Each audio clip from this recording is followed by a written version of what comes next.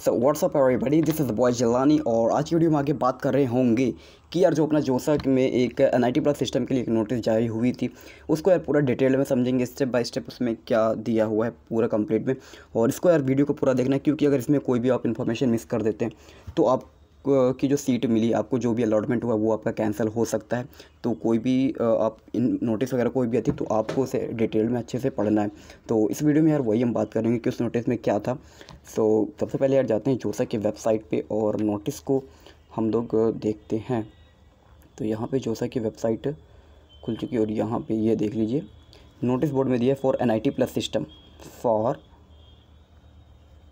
ये वाली notice for NIT plus system important instruction for candidate from जोसा 6th round onwards. Okay, सो इस पर यार अपन लोग क्लिक करते हैं और इसमें क्या है उससे अच्छे से समझ लेते हैं। ये बेसिकली यार एडमिशन के रिगार्डिंग एक कोई है नोटिस कि आपको कैसे क्या एडमिशन करना है, राउंड 6 के बाद आपने कैसे एडमिशन लेना उसके बारे में इसमें बताया है। ये सिर्फ और सिर्फ NIT प्लस सिस्टम के वाले। NIT प्लस सिस्टम में कौन से कॉलेजेस आते हैं? NIT सारी आती हैं 31 और IIEST शिवपुर और IIT IIIT जिसे बोलते हैं ना, Indian institute of information technology, उसके साथ में जो GFTI गवर्नमेंट फंडेड होती है। तो यह सबसे ऊपर ही आपको मेंशन है कि ये देखिए यहाँ पे गिवन है central seat allocation board CSAB 2021 Malvi national institute of technology Jaipur के थ्रू यहाँ पे मेंशन है। और इम्पॉर्टेंट इंस्ट्रक्शन में आपने 2 कैंडिडेट, कौन से कैंडिडेट रिगार्डिंग एडमिशन, यहाँ पे आपको पहले दिया है किसके रिगार्डिंग, एडमिशन के रिगार्डिंग। ओके, एडमिशन के रिगार्डिंग ये दिया। तो यहाँ पे NIT प्लस सिस्टम और इसके बाद इसमें दिया है कि जो भी जोसा राउंड 1 से लेकर राउंड 6 के बीच में जिन कैंडिडेट्स को सीट अलॉट हुई है और या फिर जिनको राउंड 6 में ही सीट अलॉट है तो उन्हें क्या करना है। सबसे पहले सपोज किसी को राउंड 6 में सीट अलॉट हुई है फर्स्ट टाइम, तो उन्हें सबसे पहले ऑनलाइन रिपोर्टिंग करनी पड़ेगी। ऑनलाइन रिपोर्टिंग में क्या है, बेसिकली आपको डॉक्यूमेंट वेरीफाई करना पड़ेगा और सीट एक्सेप्टेंस फ़ी को भी पेमेंट करना पड़ेगा। उसकी लास्ट डेट क्या है, उसकी जो लास्ट डेट है डॉक्यूमेंट ऑनलाइन रिपोर्टिंग की, जिसमें डॉक्यूमेंट अपलोड या फिर सीट एक्सेप्टेंस फीस है, वो आपको मेंशन है इसमें कि 17 आवर्स यानी 5 PM नवंबर 19 नवंबर 5 PM से पहले आपको करना है। और बाकी उसके बाद अगर कोई क्वेरी रेज होती है तो आप 20 नवंबर को 5 PM से पहले कर सकते हैं। और उसके बाद जो पॉइंट 2 में चीज़ें मेंशन हैं इसमें क्या है, for all the candidate allotted seat in round 1 to round 6। Suppose round 1 से राउंड 6 के बीच में किसी को सीट अलॉट हुई है और उसके बाद यहाँ पे लिखा है कि there will be online reporting for provisional admission. Online reporting के बाद आपको प्रोविजनल एडमिशन के लिए फिर से आपको कुछ पार्शियल एडमिशन फ़ी सबमिट करनी पड़ेगी। पहले क्या होता था कि इसमें क्या हो रहा था कि आपने जब टाइम शेड्यूल पढ़ा होगा तो उसमें गिवन होगा कि राउंड 6 के बाद आपने फ़िज़िकल रिपोर्टिंग करनी है या नहीं। तो इसमें यार क्लियरली मेंशन है कि आपने फ़िज़िकल रिपोर्टिंग करनी है या नहीं। तो जब पॉइंट 2 को आप अच्छे से पढ़ेंगे, for all the candidate allotted seats in round 1 to 6 there will be online reporting for provisional admission instead of physical reporting. Online reporting होगी इंस्टेड ऑफ फिजिकल रिपोर्टिंग, यानी आपको इंस्टीट्यूट जाने की कोई ज़रूरत नहीं होगी, ऑनलाइन रिपोर्टिंग होगी, ठीक है। और आपको पार्शियल एडमिशन फ़ी सबमिट करना पड़ेगा और उसकी क्या डेट है, क्या ड्यूरेशन है, तो वो भी आपने इसमें मेंशन है, ठीक है। ये गया है कि ड्यूरिंग नवंबर 20 से 24 नवंबर के बीच में आप उसे सबमिट कर सकते हैं पार्शियल एडमिशन फ़ी। वो भी कहाँ पे, जोसा के पोर्टल पे आपने सबमिट करनी होंगी। ओके, अब यहाँ पे प्रोसीजर फॉर डिपॉजिटिंग पार्टी, क्या प्रोसीजर है एडमिशन पार्शियल एडमिशन फ़ी को सबमिट करने का, तो उसे एक बार अच्छे से समझ लेते हैं। तो आपने जिस तरह से ऑनलाइन रिपोर्टिंग करते हैं, आप जोसा के पोर्टल पे जाके ऑनलाइन रिपोर्टिंग में सारे ऑप्शन दिए होते हैं, डॉक्यूमेंट वेरिफिकेशन, सबमिट विलिंगनेस, और उसके बाद एक होता है सीट एक्सेप्टेंस फ़ी पेमेंट।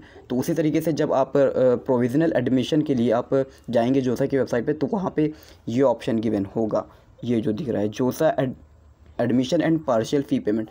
तो इस पर आपको जाके डिपॉजिट करना है। और उसके बाद इसमें दिया है नीचे वाले में, इसमें गिवन है the candidate are required to deposit and the partial admission fee compulsory, वो भी उसका जो भी गिवन टाइम है 24 नवंबर 5 बजे से पहले, टू सिक्योर डेट एडमिशन। अगर एडमिशन आप चाहते हैं कि मैं लूँ, उसमें आपकी सिक्योरिटी रहे कि आपको एडमिशन रहे, आपकी सीट कैंसिल ना हो, तो आपको इतने टाइम से पहले आपको पार्शियल एडमिशन फ़ीस सबमिट करना पड़ेगी। अब कितनी सबमिट फ़ीस करना पड़ेगी वो भी हम देख लेते हैं। तो उससे पहले एक चीज़ समझ लेते हैं, इसमें ये एक पॉइंट बहुत अच्छे से मेंशन है कि हम लोग क्या करते हैं कि फटाक से जाते हैं, पार्शियल एडमिशन फ़ीस तो सबमिट करते हैं, लेकिन वहाँ पे जो टर्म्स एंड कंडीशंस दिए होते हैं उन्हें अच्छे से नहीं पढ़ते। तो उन्हें अच्छे से पढ़ना यार बहुत ज़रूरी है, ठीक है, ताकि कोई भी मिस्टेक आगे फ्यूचर में ना हो। और यहाँ पे अब ये वाला जो मेन पॉइंट है, ये जो मेन पॉइंट है इसमें समझते हैं कितनी फ़ीस सबमिट करनी पड़ेगी। After agreeing to terms and condition को एग्री करने के बाद आपको एडमिशन के लिए they are required partial admission fees देना पड़ेगी। वो कितनी देनी पड़ेगी? वो जनरल EWS या फिर OBC NCL इन 3 कैंडिडेट्स को 40,000 पे करनी पड़ेगी। और इसके बावजूद जो भी कैंडिडेट बचते हैं जैसे SC ST और PWD कैंडिडेट, उनको 20,000 रुपये पार्शियल एडमिशन फ़ीस सबमिट करनी पड़ेगी। और ये मस्ट है, अगर इसे नहीं करते तो आपकी सीट कैंसिल हो जाएगी, बहुत इंपॉर्टेंट है, ठीक है। और आगे देखते हैं क्या है।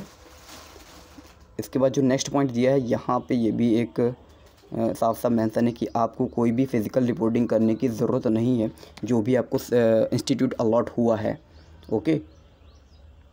और उसके बाद जो ये वाला पॉइंट गिवन है, this is also very important.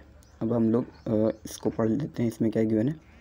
इसमें जो गिवन है, इसमें दिया है कि if a candidate does not pay partial admission fee by 5 November 17 November 2021 it will be treated as if the candidate is not interested in taking. अगर वो इस समय से पहले कोई भी पार्शियल एडमिशन फ़ी सबमिट नहीं करता है, ठीक है, तो क्या होगा, वो इस ऐसा ट्रीट किया जाएगा कि जैसे उसे सीट लेनी ही नहीं। सपोज उसे एडमिशन नहीं लेना, तो इसलिए वो ये सारे स्टेप्स नहीं कर रहा है, यानी पार्शियल एडमिशन फ़ी वगैरह सबमिट नहीं कर रहा है।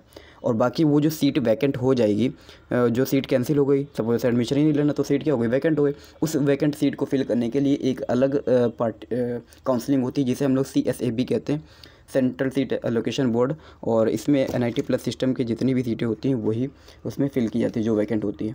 और इसकी अलग से काउंसलिंग होती है जोसा के बाद। और इसमें ये आप समझ लेना, CSAB में IIT पार्टिसिपेट नहीं करती है, ओके। सिर्फ NIT और IIEST शिवपुर और GFTI और IIIT होती है, ओके। आई थिंक ये सब क्लियर हो चुका होगा आपको। अब उसके बाद जो पॉइंट 3 मेंशन है, जो पॉइंट 3 है, इसमें देखते हैं क्या है।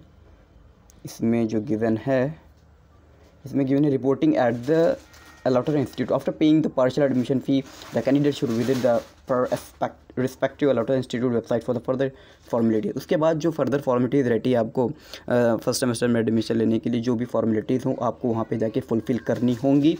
और इसके बाद जो नेक्स्ट पॉइंट गिवन है द कैंडिडेट, उसके बाद जो नेक्स्ट पॉइंट दिया है, द कैंडिडेट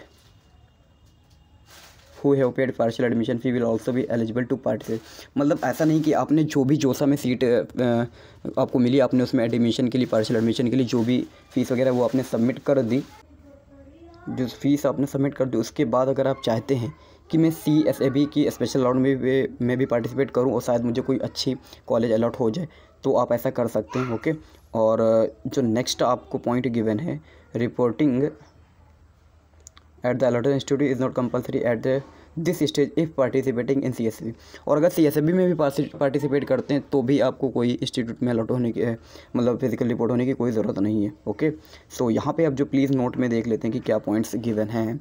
तो इसमें जो पहला पॉइंट मेंशन है वो यही है, if a candidate having a seat allotted and secured in the JoSAA round by paying the partial admission fee participated in the CSAB special round, the seat upgradation in the special round will be automatically result into forfeit of the earlier seat, so the candidate should take special care in choice filling during CSAB special round। इसमें यार वही कुछ नहीं कह रहा है, इसमें ये कह रहा है कि सपोज़ आपने जोसा में आपको कोई सीट मिली थी, ठीक है, और आप CSAB में भी पार्टिसिपेट करने जा रहे हैं, और मान के चलो CSAB में आपको कोई सीट अलॉट हुई, तो उसके बाद जो जोसा में आपको सीट मिली थी वो सीट ऑटोमेटिकली कैंसिल हो जाएगी, और आपको जो भी CSAB में सीट मिली है उसी में आपको एडमिशन लेना पड़ेगा।